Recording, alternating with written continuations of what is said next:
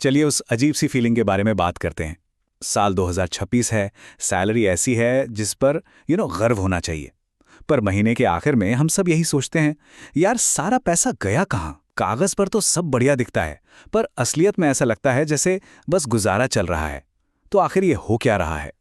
और ये सवाल सिर्फ आपका या मेरा नहीं है, हम में से बहुत से लोग यही सोच रहे हैं। एक टाइम था जब इतनी सैलरी का मतलब होता था लाइफ सेट है, पर अब ये सर्वाइवल मोड जैसा फील होता है। चलिए आज इसी पहेली को सुलझाने की कोशिश करते हैं। और अगर आपको लगता था कि आप अकेले हैं, तो जरा ये नंबर देखिए, आप बिल्कुल अकेले नहीं हैं। एक ताज़ा सर्वे के मुताबिक 61% अमेरिकियों के लिए स्ट्रेस की सबसे बड़ी वजह पैसा है। तो हाँ, ये जो फीलिंग है ना, ये सिर्फ असली नहीं है, बल्कि अब यही नया नॉर्मल बन गया है। तो चलिए सबसे पहले बात करते हैं इस अजीब सी सिचुएशन की, जहां कागज पर तो हम अमीर हैं, पर हकीकत में कंगाल जैसा महसूस होता है। इसे कहते हैं हाई सैलरी ट्रैप। होता क्या है कि जैसे ही सैलरी बढ़ती है, हमारे खर्चे भी जादुई तरीके से बढ़ जाते हैं। बड़ी सैलरी माने बड़ा घर, बेहतर गाड़ी, महंगी छुट्टियां, और नतीजा हम कमा तो ज्यादा रहे हैं पर बचा कुछ नहीं पा रहे। बस एक पहिया है जो घूमता जा रहा है। फर्क सिर्फ इतना है कि अब ये पहिया सोने का लगता है, पर घूम वहीं रहा है। अच्छा, अब आते हैं दूसरे हिस्से पर। इसको हम कहते हैं फैंटम मनी। सोचिए कि आपकी इनकम एक बाल्टी की तरह है। आप पहले से कहीं ज्यादा पानी उसमें डाल रहे हैं, पर आपको शायद ही एहसास नहीं कि बाल्टी के नीचे के छेद भी अब पहले से ज्यादा बड़े हो गए हैं। तो सवाल यह है कि ये सारा पैसा जा कहाँ रहा है? ओके, तो ये स्लाइड देखिए, ये सब कुछ साफ कर देगी। आंकड़े बताते हैं कि जनवरी 2025 से 2026 के बीच सैलरी में औसतन 4.3% की बढ़ोतरी हुई।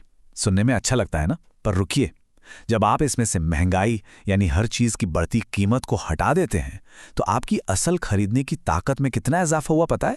सिर्फ और सिर्फ 1.1%। और ये 1.1% असल में है कितना?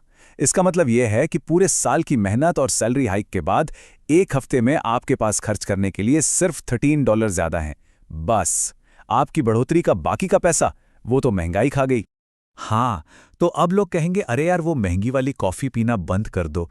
पर सच कहूं तो असली कहानी वो है ही नहीं। असली विलन तो वो बड़े बड़े खर्चे हैं जो चुपचाप बिना बताए आपका बैंक अकाउंट खाली कर रहे हैं। हम इन्हें साइलेंट किलर्स कहते हैं। ये वो छोटे मोटे मजे वाले खर्चे नहीं हैं, ये वो जरूरतें हैं जिन्हें आप छोड़ नहीं सकते, जिन पर आपका कोई खास कंट्रोल नहीं है, और इनकी कीमतें बस बढ़ती ही जा रही हैं। हम बात कर रहे हैं हेल्थ इंश्योरेंस की, बच्चों की देखभाल की, और इस बात की कि आजकल तो भाई हर चीज का सब्सक्रिप्शन लेना पड़ता है। एक एग्जाम्पल लेते हैं, health insurance. ACA marketplace plans के प्रीमियम में सुनिए 26% का उछाल आया है। मतलब ये एक बहुत बड़ा झटका है ज्यादातर परिवारों के लिए। और जिनके बच्चे हैं वो तो इस दर्द को अच्छी तरह समझते होंगे। चाइल्ड केयर का खर्चा मतलब आसमान छू रहा है। देश के कई हिस्सों में ये सालाना $15,000 से भी ज्यादा है। ये तो ऐसा हो गया जैसे आप एक और घर का किराया भर रहे हों।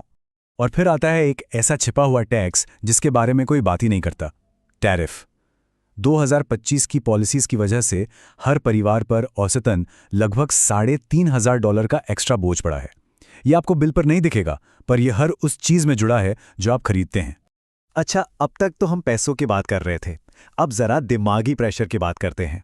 इसे हम कह सकते हैं सोशल मीडिया कंपैरिजन टैक्स, यानी दूसरों से अपनी जिंदगी को कंपेयर करने का टैक्स।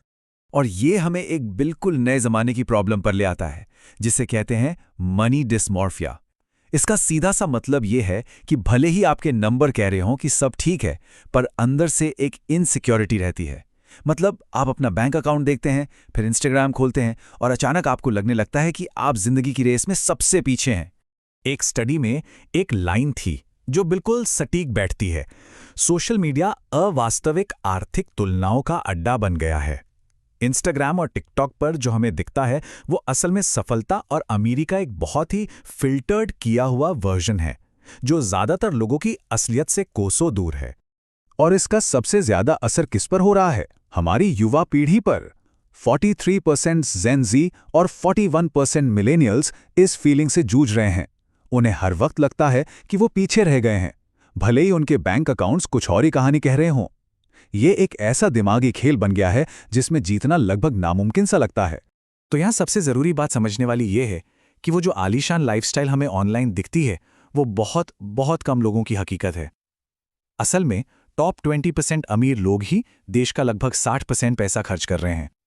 तो जब बाकी सब इसे देखते हैं तो ये मैं ही क्यों पीछे हूं वाली फीलिंग और भी ज़्यादा बढ़ जाती है।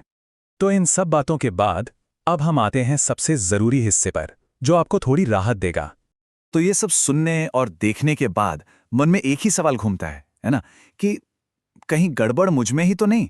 क्या मैं ही पैसों को ठीक से मैनेज नहीं कर पा रहा? इसका जवाब है नहीं, आप पैसों के मामले में खराब नहीं हैं। दिक्कत आप में नहीं, दिक्कत यह है कि ये खेल ही अब पहले से कहीं ज़्यादा मुश्किल हो गया है। और अगर इस पूरी बातचीत से सिर्फ एक लाइन याद रखनी हो तो वो ये है, 2026 में $1 लाख अब नए $60,000 के बराबर हैं। ये कोई बहाना नहीं है, ये सीधी सादी मैथ है। आपकी खरीदने की ताकत सच में बहुत कम हो गई है। और ये सब हमें एक आखिरी और शायद सबसे ज़रूरी सवाल पर लाकर खड़ा कर देता है। हम हर रोज़ सुनते हैं कि इकोनॉमी ग्रो कर रही है, देश तरक्की कर रहा है, लेकिन सवाल ये है कि ये इकोनॉमी असल में बढ़ किसके लिए रही है? क्या इसका फ़ायदा सच में सब तक पहुंच रहा है? इसी सोच के साथ आपको छोड़े जा